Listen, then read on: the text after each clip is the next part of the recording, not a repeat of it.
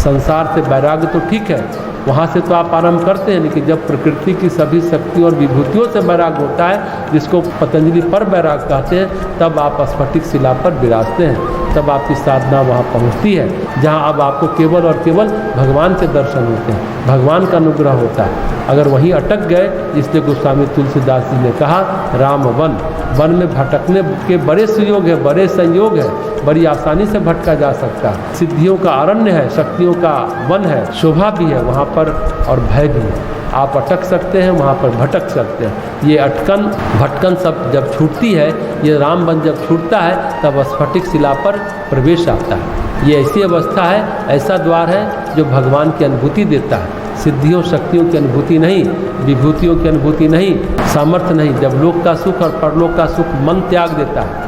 विवेकानंद कहते हैं, साधक शिष्य के लक्षण बताते हैं, वह लोक और परलोक के समस्त सुखों का, शक्तियों का त्याग। न इस लोक में कुछ चाहिए, न परलोक में कुछ चाहिए, स्वर्ग भी अब नहीं चाहिए।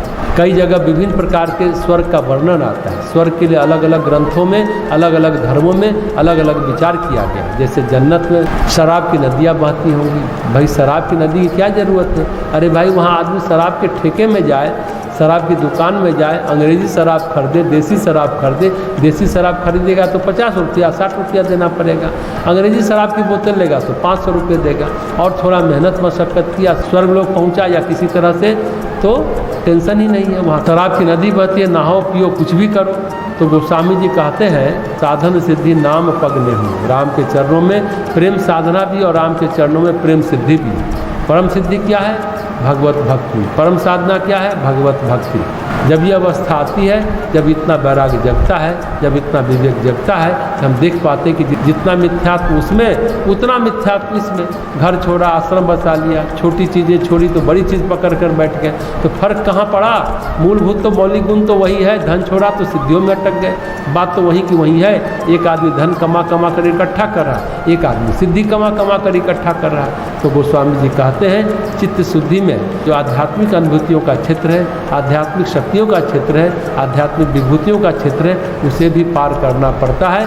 कामदगिरी से आगे रामवन और रामवन से स्फटिक शिला, यहाँ पर सीताराम विराजते हैं। अगर भूखे से कोई जयंत आकर प्रकृति माता को, साधक की प्रकृति को अशुद्ध करने का प्रयत्न किया तो ईश्वर अनुग्रह आता है। तो स्फटिक शिला बड़ा सुंदर आसन है, बड़ा सुंदर स्थल है चित्त का। चित्त की यह बहुत खूबसूरत अवस्था है। इसके बाद तो केवल भगवान से तदाकार होना शेष रह जाता है। इसके बाद ज्ञान और भक्ति जो यहाँ पर प्राप्त होते हैं, अपने चरम पर पहुँचते हैं, और वो चरम स्थान है अत्रि आश्रम।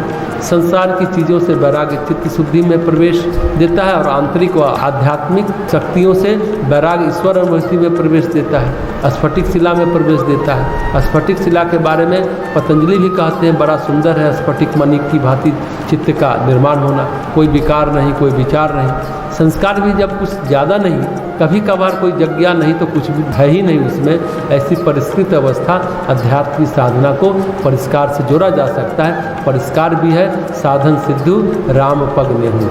यहाँ पर शुद्ध भक्ति, शुद्ध ज्ञान, भ्रांति रहित ज्ञान। तो पतंजलि कहते ऋतम भरा प्रज्ञा, निभ्रांत ज्ञान प्रकट होता है, शुद्ध भक्ति प्रकट होती है। क्योंकि यहाँ पर गुण समाप्त तो नहीं हुए, लेकिन रज और तम जरूर समाप्त हो गए। दो गुणों में रज और तम सत्व में विलीन हो गए। शुद्ध सत्व की अवस्था में स्फटिक शिला सात्विकता ही सात्विकता है। वहाँ पर प्रकाश ही प्रकाश सघन है, वहाँ कोई आवरण नहीं है, सब कुछ साफ है, स्पष्ट है।